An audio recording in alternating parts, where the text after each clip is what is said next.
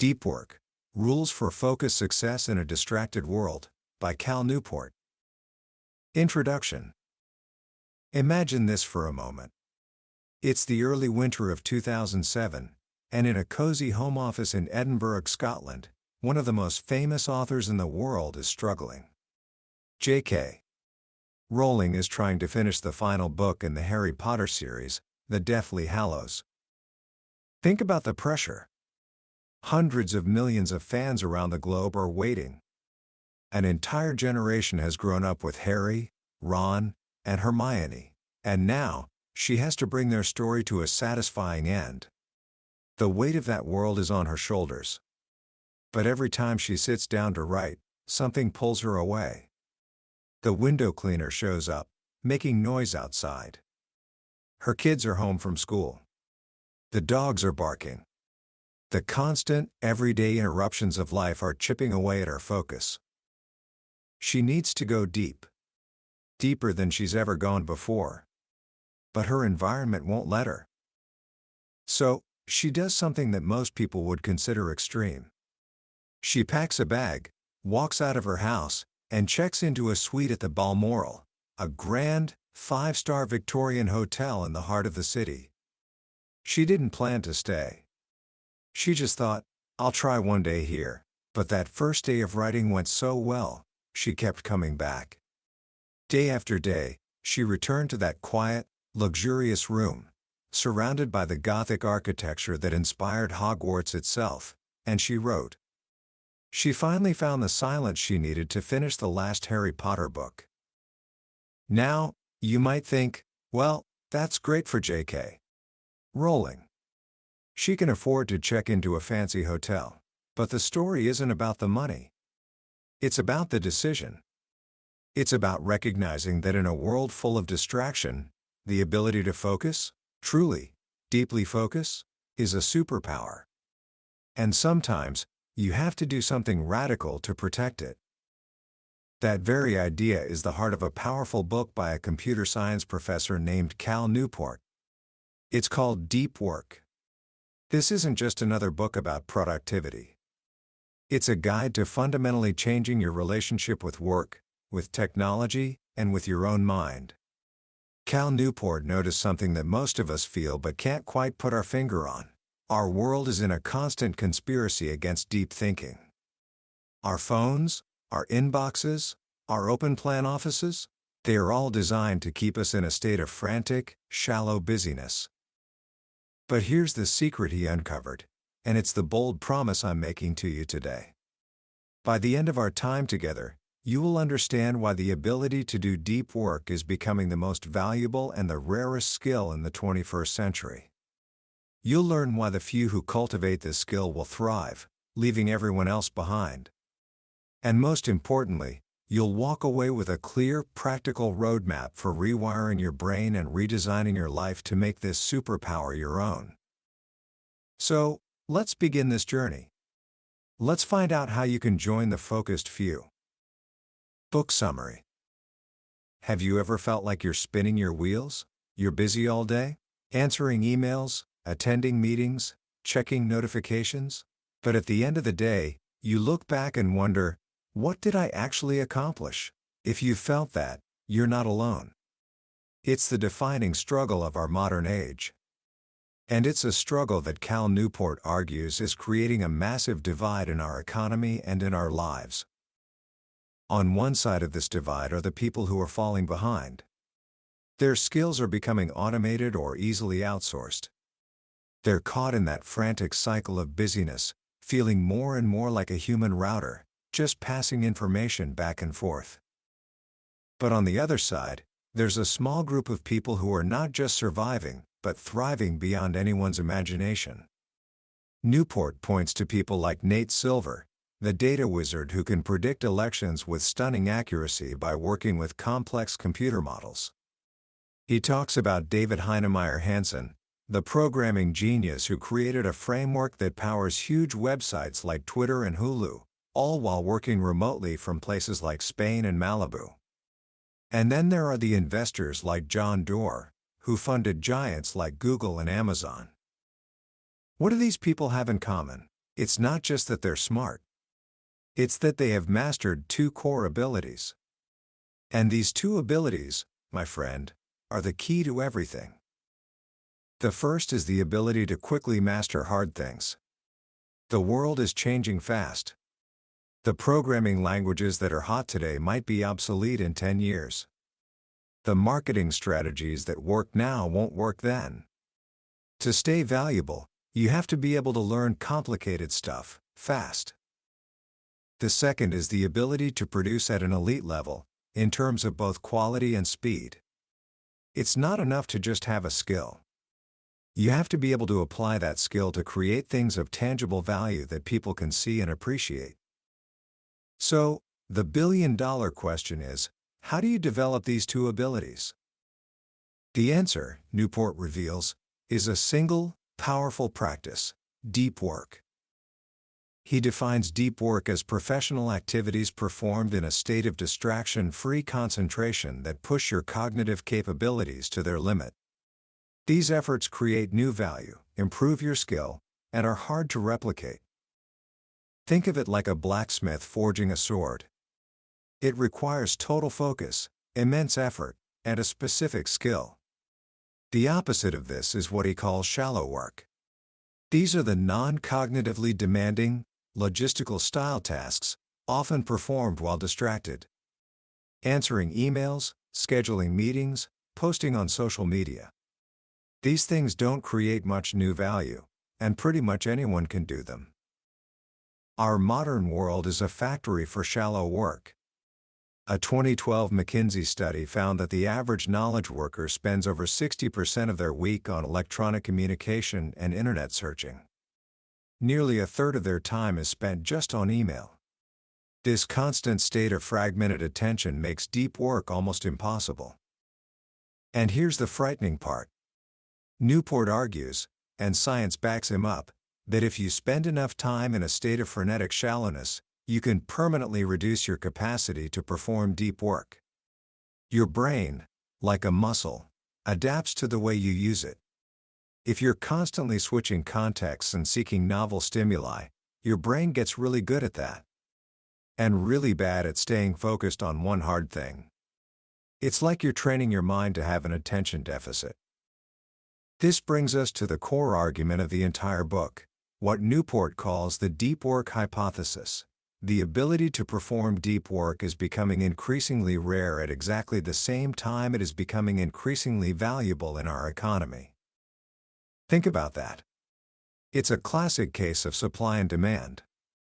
The supply of deep work is plummeting, while the demand for its results is soaring. This means that if you are one of the few who can cultivate this skill, you will thrive. It will feel like you have a superpower. But if this skill is so valuable, why is the world seemingly designed to destroy it? Why are companies building giant open-plan offices, where thousands of employees work in one massive, noisy room? Why do we feel this pressure to be constantly available on email and instant messenger? Newport explains this paradox with a few powerful ideas. The first is the principle of least resistance. In a business setting, when it's hard to measure the real impact of different behaviors on the bottom line, we tend to drift toward what's easiest in the moment. And what's easier? Planning your day with intention and focusing for hours on a hard problem? Or just keeping your inbox open and reacting to whatever comes in? It's easier to be reactive.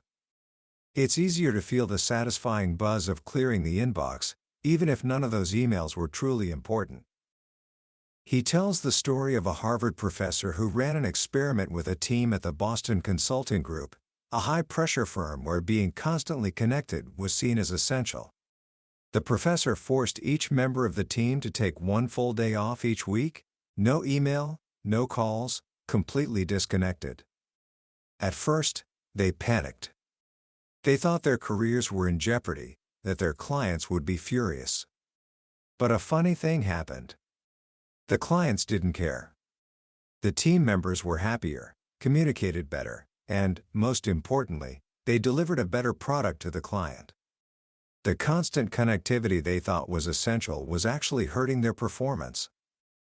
The second reason we avoid deep work is that we use busyness as a proxy for productivity. In many knowledge work jobs, it's not clear what it means to be productive. Unlike a factory worker who can point to a stack of widgets they've made, a modern worker's value is more abstract. So, what do? We fall back on what we can see. We look busy. We send emails at all hours. We rush from meeting to meeting. We maintain a flurry of activity to prove to ourselves and others that we're earning our keep. Newport contrasts this with the brilliant Nobel Prize-winning physicist Richard Feynman. Feynman knew that his value came from one thing: doing real good physics work. To do that, he needed long, uninterrupted stretches of time. So he actively cultivated a reputation for being irresponsible. If anyone asked him to be on a committee, he'd just say no. He knew that all those shallow tasks were a threat to his real work. He had clarity about what mattered, and that gave him clarity about what to ignore. But beyond the economics and the productivity, there's a deeper, more human reason to embrace deep work. It's the key to a meaningful life. Newport makes this case from three different angles: the neurological, the psychological, and the philosophical. Let's start with your brain. The science writer Winifred Gallagher stumbled upon a profound truth after she was diagnosed with a particularly nasty form of cancer. She realized that the disease wanted to monopolize her attention, to drag her into a world of fear and darkness. She made a conscious decision: she would focus on her life instead. On walks, on movies, on a 6:30 martini. And she found that even during the horrors of treatment, her life was often quite pleasant. This led her to a grand unified theory of the mind: who you are, what you think, feel, and do, what you love, is the sum of what you focus on. Our brains construct our worldview based on what we pay attention to. If you spend most of your day in the shallow end, responding to emails, dealing with office politics, and scrolling through social media, your brain is constructing a world of stress, irritation, frustration, and triviality. The world of your inbox is not a pleasant place to live. But when you spend time in a state of deep work, you're focusing on something meaningful, challenging, and important. Your mind understands your world as being rich and significant. Furthermore, that intense concentration hijacks your attention, preventing you from even noticing the hundreds of smaller, negative things that populate our lives. A deep life, from a neurological perspective, is a good life. Then there's the psychological argument, which comes from the legendary psychologist Mihai Csikszentmihalyi. He's famous for his research on a state he calls flow. You've probably felt it before. It's that feeling when you're so immersed in an activity that you lose all track of time. Your sense of self seems to dissolve. You're just doing. Through decades of research, Csikszentmihalyi discovered something that goes against conventional wisdom. We usually think that relaxation makes us happy. We dream of working less and spending more time on the couch. But his studies showed the opposite. People were often happier at work than they were during their unstructured free time. Why? Because work, like flow activities, has built-in goals, feedback, and challenges that encourage us to get involved and lose ourselves in it. He found that our best moments usually occur when our body or mind is stretched to its limits in a voluntary effort to accomplish something difficult and worthwhile. Human beings, it seems, are at their best when they're immersed deeply in something challenging. And deep work is an activity perfectly suited to generating a state of flow. To build your life around the flow produced by deep work is a proven path to deep satisfaction. Finally, there's the philosophical argument. Newport draws on the work of philosophers Hubert Dreyfus and Sean Dorrance Kelly, who argue that in our modern, secular world, it's become harder and harder to find sources of meaning. In the past, meaning came from sacred sources, from a connection to something larger than ourselves. But the Enlightenment, for all its good, put the individual at the center of the universe. We each became responsible for creating our own meaning, which can feel arbitrary and lead to a sense of nihilism. So where can we find meaning today? They point to a surprising answer: craftsmanship. Think of a master craftsman, like Rick Furrer, a blacksmith Newport describes, who forges swords using ancient techniques. He spends 8 hours just hammering a single ingot of steel into the rough shape of a blade. Every strike is precise. Every movement is controlled. He says, "To do it right, it is the most complicated thing I know how to make. And it's that challenge that drives me. I don't need a sword. But I have to make them." The craftsman doesn't invent meaning out of thin air. He discovers it in the skillful application of his attention to his craft. The woodworker finds meaning in the grain of the wood. The programmer finds it in the elegance of the code. The meaning is already there, waiting to be uncovered by someone willing to give it their full, deep attention. This applies to knowledge work just as much as it does to manual trades. Whether you're a writer, a marketer, a consultant, or a scientist, your work is a craft. You don't need a glamorous, world-changing job to find meaning. You just need to approach your work with the mindset of a craftsman, and that requires depth. So, the case is clear. Deep work is the key to economic success, personal satisfaction, and a life of meaning. But knowing that isn't enough. You have to build the systems and habits that make it possible. You have to build your own fortress of focus in a world of distraction. And that's where we turn now? To the practical rules for making deep work the center of your life. This is the how-to part. This is where you learn to build your superpower. The first step is to create a structure for your deep work. You can't just hope it will happen. You have to be intentional.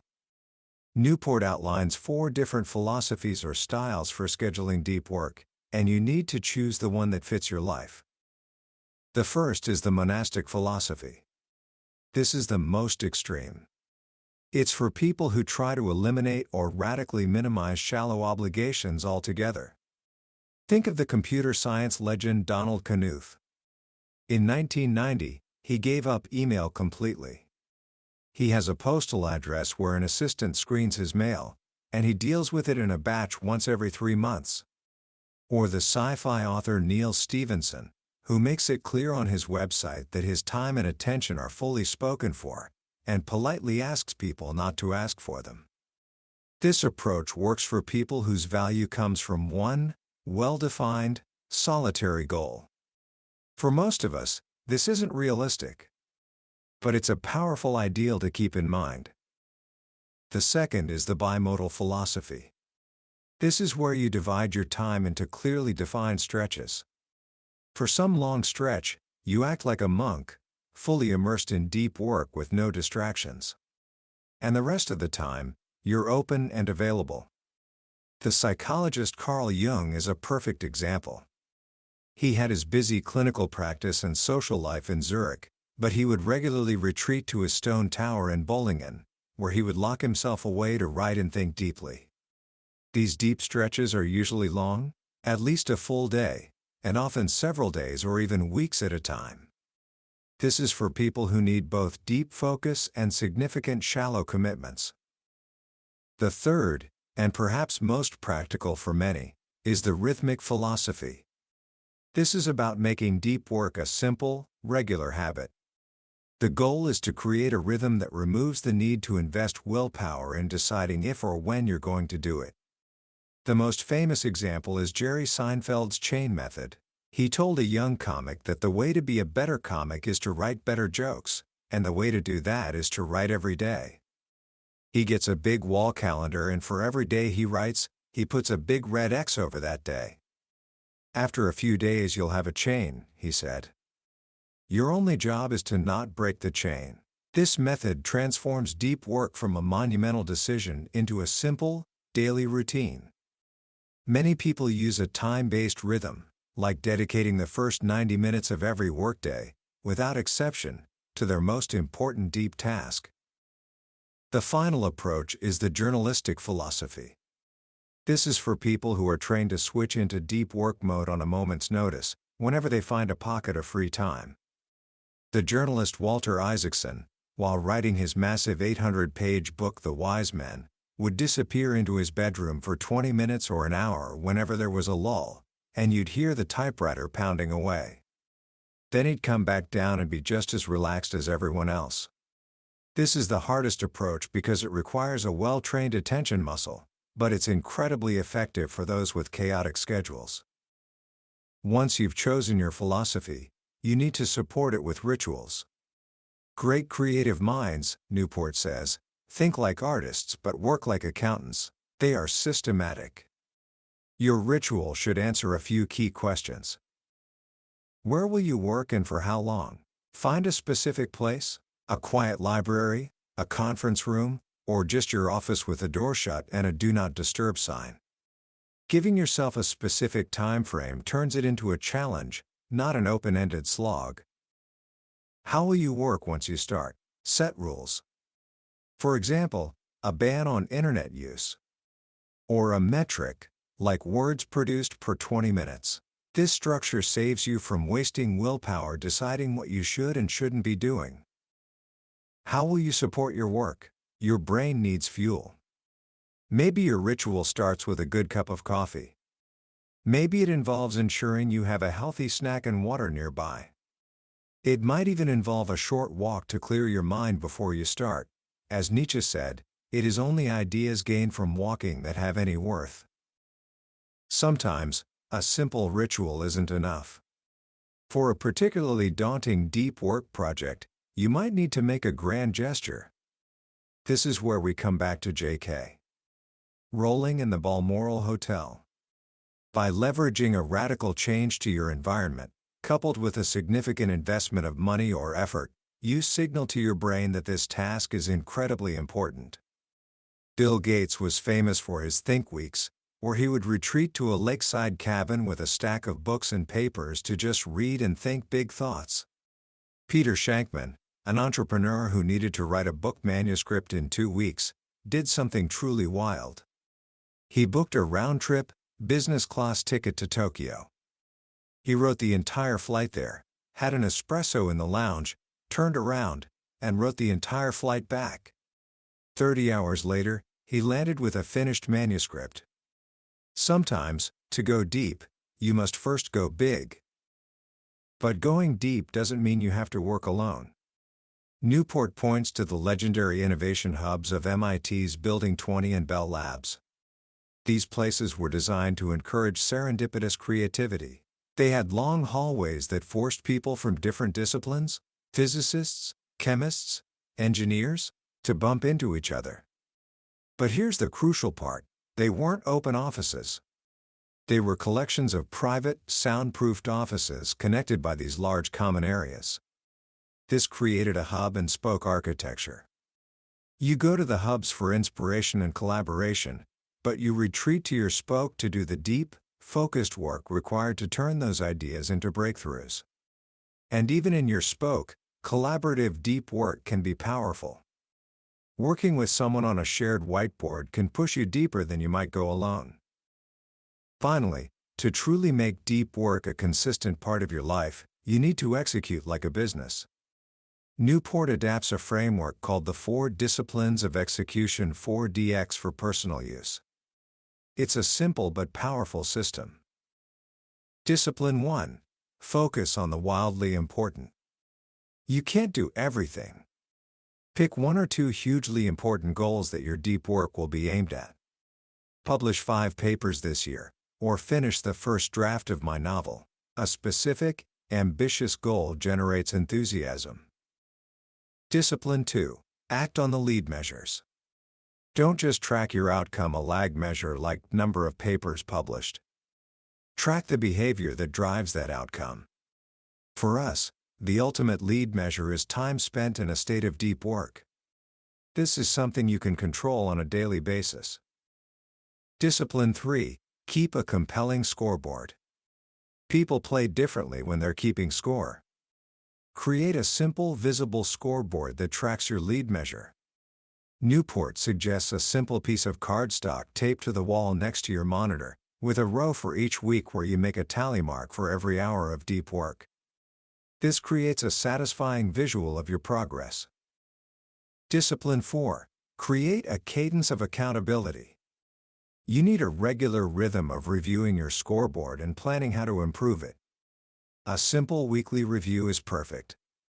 Look at your score, figure out what worked and what didn't, and make a plan for the week ahead to ensure you hit your deep work goals. Now that you have the structure to work deeply, you need to train your mind to be able to do it. This is maybe the most important and overlooked part of the whole process. The ability to concentrate is a skill that must be trained, like a muscle. Newport's second rule is to embrace boredom. He tells the story of Adam Marlin, a man who, in his 20s, began the Orthodox Jewish practice of studying the Talmud every morning. This practice demands intense mental strain. He found that after years of this daily mental workout, his ability to generate creative insights in his business life soared. It wasn't the goal, but it was the effect. He had built his mental muscle. But here's the catch: you can't just train for focus and then spend the rest of your day in a state of constant distraction. That's like an athlete who trains hard at the gym but eats junk food all day. You have to wean your mind from its dependence on distraction. If every moment of potential boredom, waiting in line, sitting at a red light, is relieved with a quick glance at your phone, you're rewiring your brain to be incapable of deep work. So how do you fight this? The most powerful strategy Newport offers is a counterintuitive one. Don't take breaks from distraction. Instead, take breaks from focus. Here's how it works. Instead of scheduling time to be offline, you schedule your time to be online. For the rest of the day, internet use is banned. Keep a notepad by your computer and write down the next time you're allowed to go online. Until that time, you stay off. This rewires your brain. When you feel that twitch of boredom and the craving for a distraction, you don't give in. You resist. That resistance, that 30 minutes of fighting the urge, is a session of concentration calisthenics. A full day of this becomes a full day of mental training. This works even if your job requires a lot of internet use. You just schedule more frequent, shorter internet blocks. The key is to protect the integrity of your offline blocks. To build even more intensity, you can work like Teddy Roosevelt. When he was a student at Harvard, Roosevelt had an incredible number of extracurricular interests, from boxing to naturalism. He had very little time left for his studies. So, in the short blocks of time he did have, he would work with a ferocious intensity. No breaks, no daydreaming, just pure, teeth-gritting concentration. You can replicate this by giving yourself a hard, artificially short deadline for a deep work task. Set a timer and attack it with everything you've got. It's like interval training for your brain. You can also train your focus while you're on the move with productive meditation. This means taking a period when you're physically occupied but not mentally, like walking, jogging, or driving, and focusing your attention on a single, well-defined professional problem. It's hard at first. Your mind will want to drift. But like any meditation, the practice is in gently bringing your focus back, again and again. And if you want a truly structured mental workout, try to memorize a deck of cards. Newport explains the memory palace technique, a method used by memory champions. You associate each card with a memorable person or object, and then you mentally place these images in a specific order in rooms of a familiar location, like your house. To recall the deck, you just take a mental walk through your house. The reason this is such a powerful exercise is not to impress your friends. It's because it requires sustained, structured attention. It's a direct workout for your concentration muscles. With your structure in place and your mind in training, there's one last major battle to fight. Rule 3 is to quit social media. Now, this sounds extreme, But Newport's argument is more nuanced than the title suggests. He starts by identifying the flawed logic most of us use when it comes to these tools, the any benefit mindset. We justify using a tool if we can identify any possible benefit to its use, or anything we might miss out on if we don't use it. We'll say, I use Facebook to keep up with old friends, or Twitter is good for seeing the news. These benefits are real, but they're usually minor and random. This mindset completely ignores the massive costs of these tools, the time they steal, the attention they fragment, and the addictive way they are engineered. Newport proposes an alternative, the craftsman approach to tool selection. He tells the story of Forrest Pritchard, a sustainable farmer. Pritchard had a hay baler, a machine for making hay. The any benefit logic would say, of course you need a hay baler. You have animals, they need hay. But Pritchard did a more sophisticated analysis. He looked at the costs, fuel, repairs, taxes. But more importantly, he looked at the opportunity cost. The time he spent making hay was time he couldn't spend raising chickens, which brought in cash and produced manure that enriched his soil. He realized that buying hay from another farm actually brought new nutrients onto his land. His core goal was soil fertility. The hay baler, despite its obvious benefit, worked against that core goal. So he sold it. The craftsman approach is this: identify the core goals that determine success and happiness in your life. Adopt a tool only if its positive impacts on these goals substantially outweigh its negative impacts. To help you apply this, he suggests a powerful exercise. Identify your main high-level goals in your personal and professional life. For each goal, list the 2 or 3 most important activities that help you achieve it. This is based on the law of the vital few, or the 80-20 rule, the idea that in most things, 80% of the results come from 20% of the effort. These top 2 or 3 activities are your 20%. Now, look at a network tool like Twitter or Facebook. Does this tool have a substantially positive impact on any of these crucial activities? For most people, for most of their core goals, the answer is no. Reconnecting with a high school acquaintance on Facebook is a nice, minor benefit, but it doesn't substantially support the core activity of, say, having deep, meaningful connections with your closest friends. That requires spending real, quality time with them offline. If you're still not convinced, he suggests a radical experiment, inspired by the minimalist Ryan Nicodemus, who did a packing party where he boxed up all his possessions and only unpacked what he actually needed over the next few weeks. The social media equivalent is this: quit all your social media accounts for 30 days. Don't announce it. Just stop using them. After 30 days, ask yourself 2 questions for each service. 1. Would the last 30 days have been notably better if I had been able to use this service? 2. Did people care that I wasn't using this service? For most people, the answer to both will be a resounding no. You'll realize that the fear of missing out was just that, a fear, masterfully marketed to you by companies that profit from your attention.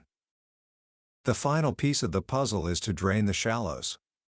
Even after you've built your deep work habits and quit the most distracting tools, shallow work will still try to creep in and devour your day.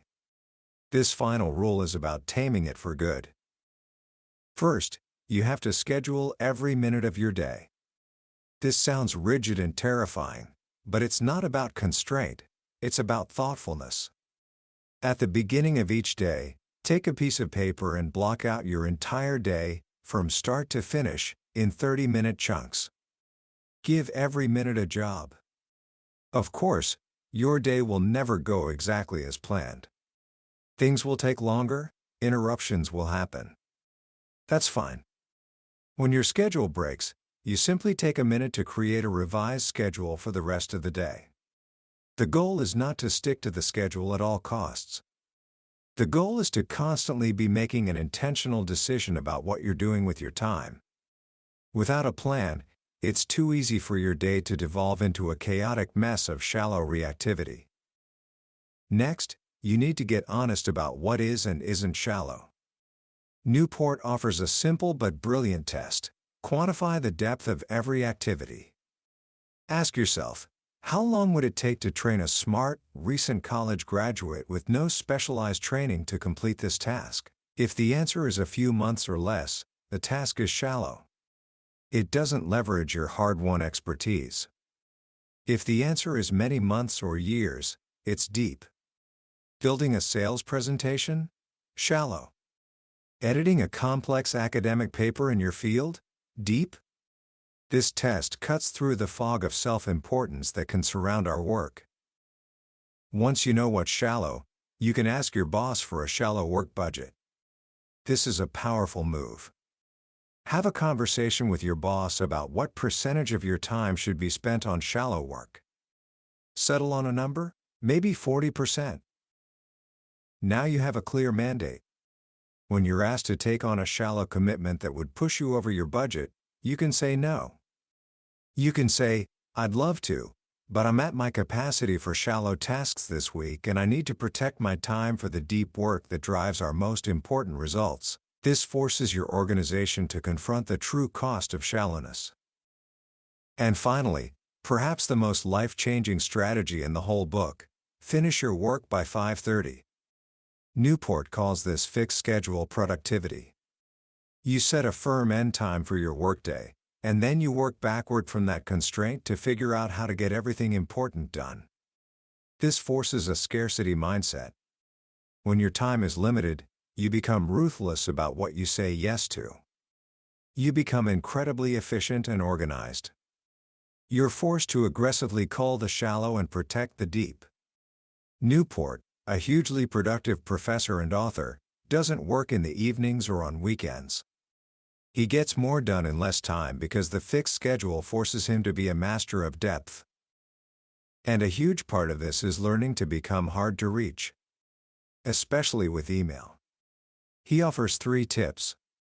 First, use sender filters. Make people who email you do more work. On his website, he doesn't have a general contact email. He has specific addresses for specific requests, and a special address for interesting opportunities where he makes it clear he may not respond. This resets the expectation that every message deserves a reply.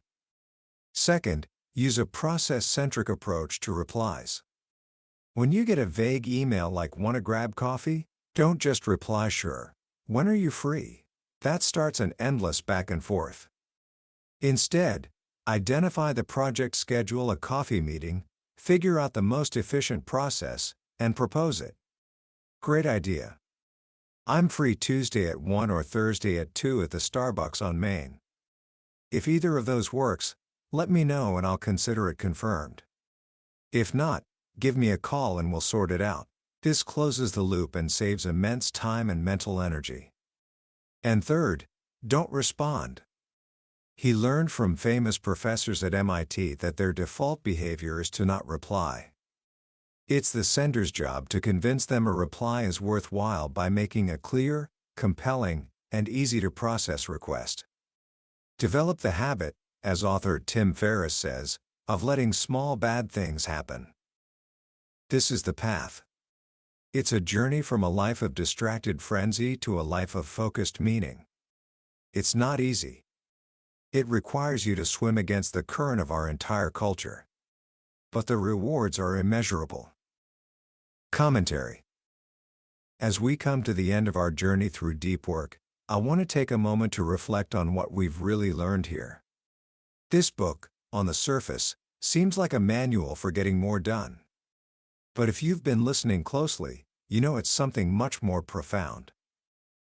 What Cal Newport has given us is not just a productivity system, it's a philosophy for living a life of purpose and craftsmanship in an age that seems determined to strip those things away from us.